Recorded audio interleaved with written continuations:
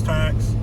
It's kind of weird that they pump your gas for you, because sometimes you got to wait for a while to get gas if they're busy. But no big deal. It's kind of convenient if you just get used to the fact that you might have to wait. I don't mind pumping my own fuel. But anyway, this is pretty up here, man. The air is real clean, big trees. I mean, picturesque. I mean, this is quite beautiful. Not just today, but every day it seems like it's beautiful that we've been up in this region. So, thumbs up to Oregon from that. And like I said, that no sales tax, man, that's hard to beat. It's kind of weird if you're not used to it. You go in places and something's $3.99, and you pay for it, and it's still $3.99. It's awesome. Let's get on to AM Solar. So I am here at AM Solar, and it's pretty cool up here too. Guess a person named Mitch will be helping me with my install, or let me know about the parts. So here's Mitchell from AM Solar. These guys are awesome. He came out and he said, "What the heck is going on here?" But yeah. he understands what's going on. But yeah, we're going to maybe talk about adding a battery, what is it called? Yeah, battery isolator. Like the one we were talking about is probably the Victron Cyrix isolator. Right. And that basically just allows the engine battery to connect to the house battery under multiple conditions. Either if you're driving down the road, your alternator's charging, that'll allow you to charge your engine or your battery back here. And vice versa, if you have solar or shore power or generator running, the charging power that's coming into your system should go through the isolator back to the engine and allow that battery to be charged as well. So it kind of ensures you're able to get out of a pinch as well by having a boost button typically. So you just have to hit the boost button, and then that combines the batteries long enough for you to start the engine up. But you did mention that the engine kind of struggles a little bit sometimes. And one thing I wanted to mention is that having an isolator to basically dual charge is great, but we don't recommend boosting as a regular practice. So what I would do is actually make sure that you have a good healthy battery, and don't combine the two when you're starting up, because that'll essentially use your house battery in a way that's not intended to be used. There's you basically got cold cranking batteries that have really high cold cranking amps, and then storage batteries, which are house batteries or deep cycle batteries is what they're typically called. So they have a different configuration, and they're not gonna respond too well to super high current. They don't want to be surges. treated like that. Yeah. Yeah, and that does depend on the capacity. Some battery banks you can start an engine with all day. So, yeah, what kind of batteries do you have, and what's the capacity here? Battleborn, 6 Battleborn lithium ions, the nice ones with the BMS built into it. Yeah, absolutely. I think you guys got them. I think I bought one from you. I'm not sure. Yeah, I bought a few from other places, but I think I bought one from you at first or something like that. Totally, yeah. We've definitely been selling Battleborns for a little while now. Yeah, the Battleborns are, especially with the number you got, you should be able to, boost the engine. But one thing that they recommend, and I'm pretty sure I'm getting this straight from Battleborn, they don't want you to just start the engine off these batteries. What they prefer is actually if you push the boost button, allowing the two battery banks to combine, which allows the lithium bank to drain into the engine battery. Understood. And then once it's opened again, because basically the Cyrix has a 30-second boost signal, so you just tap it, depending on the configuration, you tap the button once or twice to get it to boost. That closes the isolator for 30 seconds, and then you're able to start your engine. Right over, right. But what I would not want to do, what I wouldn't really recommend doing, is starting the engine directly off these. So just hit the boost button a couple times, let it charge the engine battery with that power, and then you may even want to do that a couple of times, like wait 30 seconds, do it again. Right. And basically you're allowing that power Then rely the on the drain. battery that is to jump it itself. Exactly, yeah. And then once it's open, you can start the engine up, and that way you're not going to ever hurt your Battleborn batteries. Battleborn batteries do have a sensitivity to super high currents. It's typically when you're filling capacitors in an inverter that you can actually potentially damage the whatever FETs inside of them.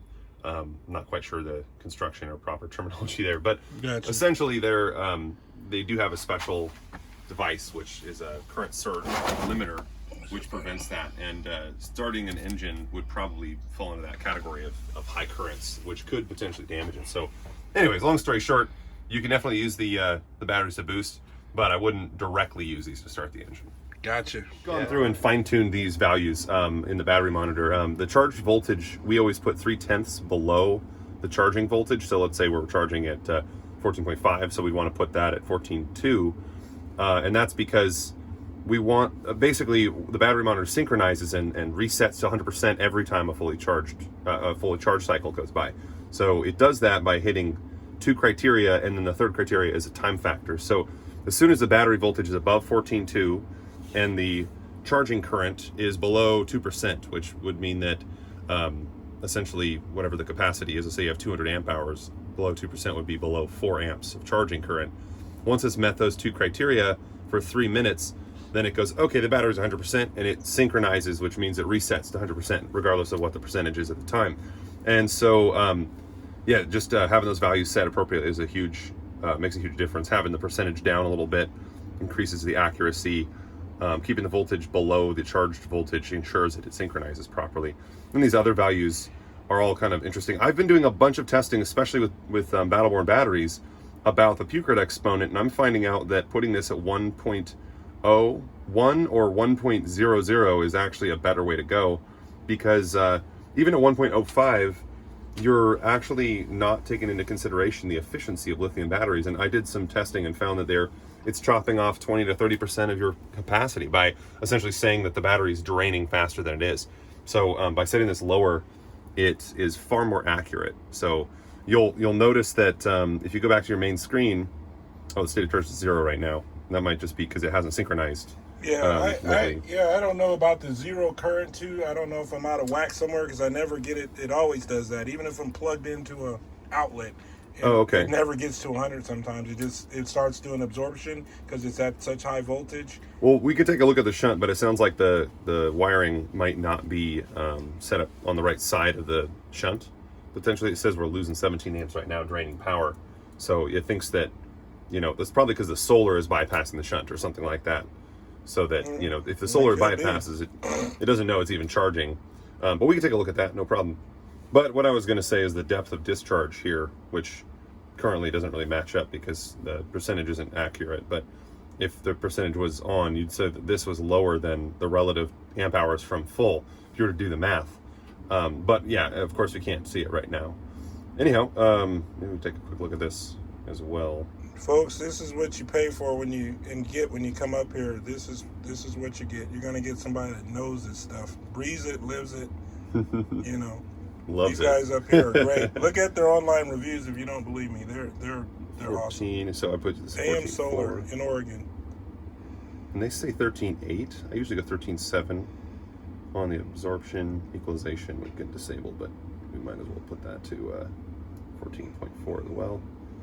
And we'll check back in a minute with you guys on this video.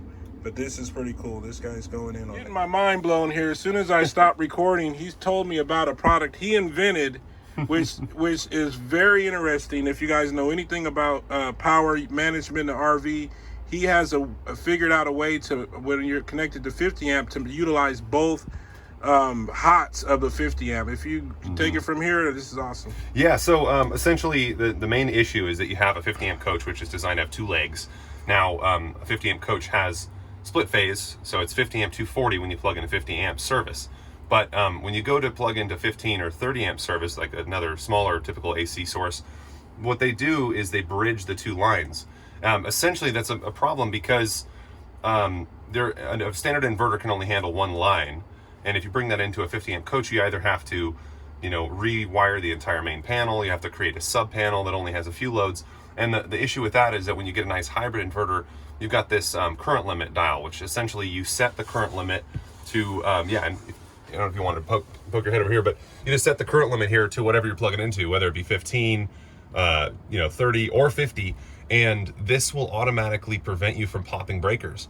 So if it's set up correctly. Now, in a 50 amp coach, if you do the standard approach, which you'd find any manufacturer do, where the inverter is either on half of the coach or even more commonly on just a few loads on a sub panel. So you've got basically your main 50 amp panel. One of those is inverter, and that goes out to your inverter. And then there's another panel with your inverter loads. So long story short, if you run the current limiter on that setup, then it won't work because or at least it usually won't work, because the loads on the main panel are not being viewed by the inverter. So what happens is you end up popping the breaker constantly. The charger on this is trying to charge when you don't want it to charge because you're trying to use a microwave and it doesn't know you're trying to use a microwave or whatever. So the smart phase selector, my little invention, this device, basically you cut the wire leading into your main panel, a 6.4, you plop this thing in there, connect this to the inverter using 6.3, and then it automatically selects how the inverter is supplying power to the coach. So that means whenever you're on 50 amp power, it selects the inverter to be only on half of the RV. So you're able to charge, you're not limited to 50 amps, you're actually still, you have 100 amps of service, which is what you typically have on 50 amp service, technically. Right. So when you connect to a 15 or 30 amp service, now the device sees that and it forces all of the power to go through the inverter and then out to the main panel. So you could basically say that the whole main panel is supplied by the inverter. And very much just the same, if you don't have any shore power, the inverter now supplies the whole coach. You don't have to customize the loads that are connected to the inverter. You don't have to rewire any Romex at all. In fact, you just... Right now, I moved the breaker over. I physically open up the door and move the breaker. If I'm on 50 amp and I want to utilize 50 amp right now, I have to take out the breaker because it's, you know, all on one phase, and then move it over to the second phase because I can only put so much through the Victron, Exactly. right? Yep. And so to utilize that second line, I physically move the breaker over. Either that or just leave it disconnected, but then I can't use it when I'm not using 50 amp. Yeah. So it's a super inconvenient situation. Right. And that's for someone savvy like yourself. You know, an average person is going to have no idea how to do that. And they're not going to be able to set it up so where they can make it work in both ways.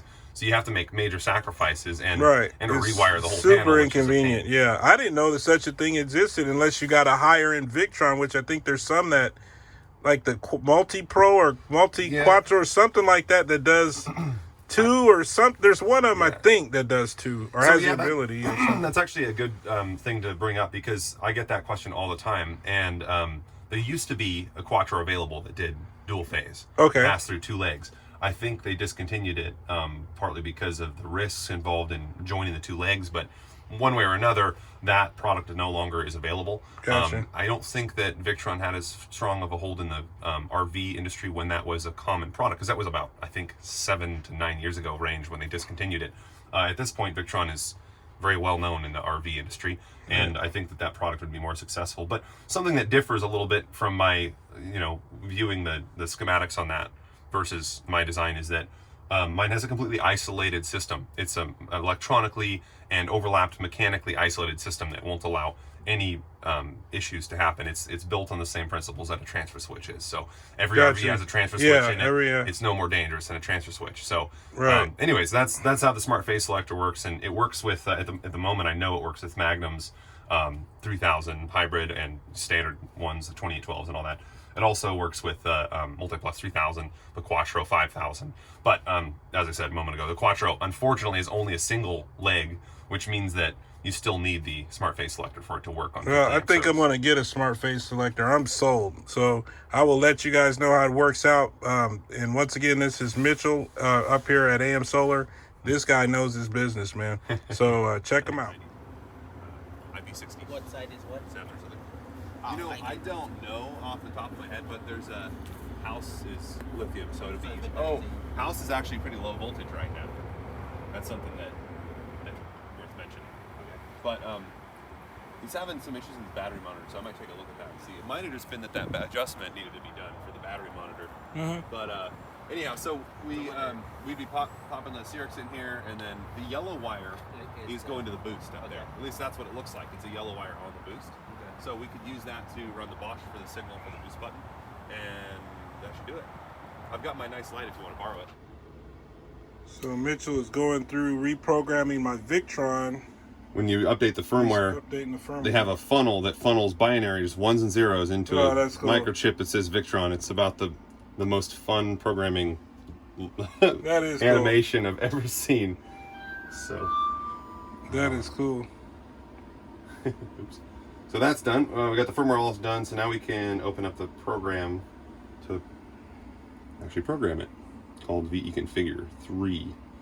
So full disclosure, when you see my wiring, did you go, oh shit, in your mind? Did you go... No, I'm used to seeing it. Hey, it's working. That's better than most. Most people bring me a rat's nest and say, fix it. Yeah, it doesn't work. Mine works. It might catch it on fire, but it works. These guys, I knew that. I was like, kind of embarrassed, but I'm not a solar guy, installer guy. I never have been. I mean, even my body work is, it's not up to snuff with a body place, but it's the best I can do. It looks pretty damn If I good did to it me. 10 more times, I'd get better. You know what I mean? Yeah, for sure. If I redid this whole system right here, I learned so much doing the first one that the next one would be much better. Oh, yeah. It wouldn't be to your level yet, but if I did 3 more, you know what I mean? I get smarter and better and, Absolutely, yeah. So this is the starting point.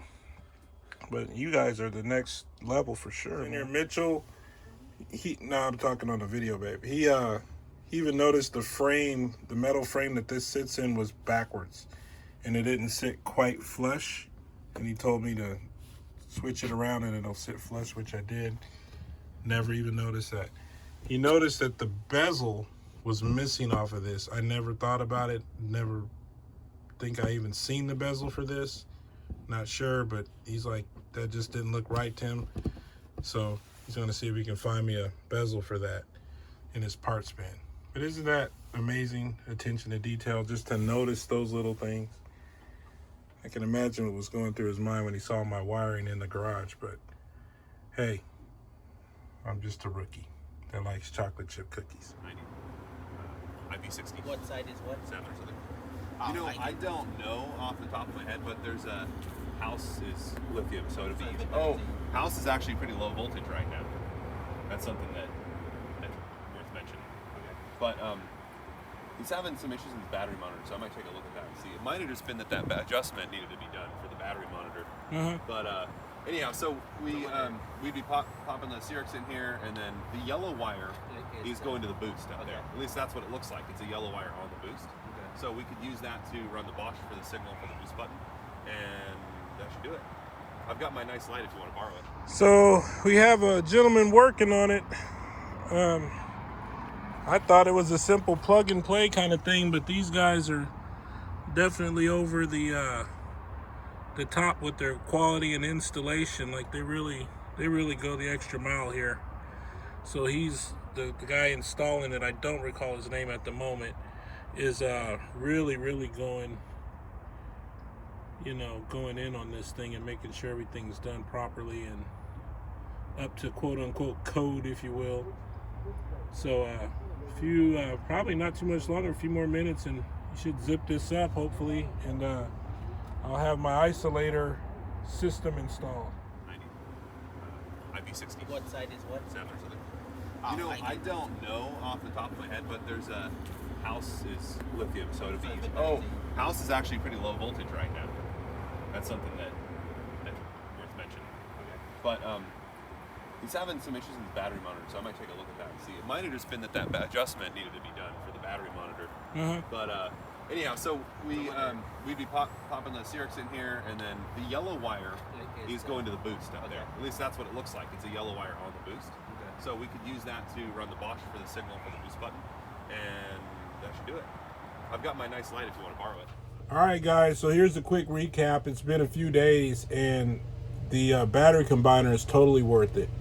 The peace of mind I get from being able to drive somewhere and just get there and know that my batteries aren't, hurting, is awesome. So I highly recommend, especially for the cost. If you can do it yourself, it's less than $200, and you'll have yourself a system that will charge your house batteries while you're driving and charge your coach batteries when you're parked at an RV park. There's been a lot of times where I've left something plugged into the cigarette adapter, or also I have my my driving/security cameras connected to my 12 volt of my coach of the actual starter batteries. So if I park somewhere for a few days, it drains those batteries down, and then I would always have to use that's the factory combiner switch that just combine the two battery banks for you know, as long as you hold that switch and then start it that way. So that was kind of a pain in the butt. So now it's always working together. So my solar, in theory, will charge my my starter batteries. So I can just leave it parked somewhere, and you know, as long as I'm getting power into my system, it'll make sure my house batteries are topped off first, and then it'll charge my my starter battery. So I think it'll work off solar. I know it works when you plug it in. So that's a great benefit. I mean, it's totally worth it. So I highly recommend it. Give AM Solar a call or check around, but make sure also that you get the right model, because they make a lithium one and they make a standard one, and the standard one is cheaper. But if you have a lithium battery bank, you want the one that says LI on it, and it's for lithium. Even though they look similar, just make sure you pay attention to that. I think AGM and lead acid use the other one, lithium uses the lithium one. So good luck to you guys. Please rate, comment, and subscribe. Please, no haters. And hopefully this was edifying to you, and you got something from it. If you want to buy me a beer, the link will be in the description. Shalom.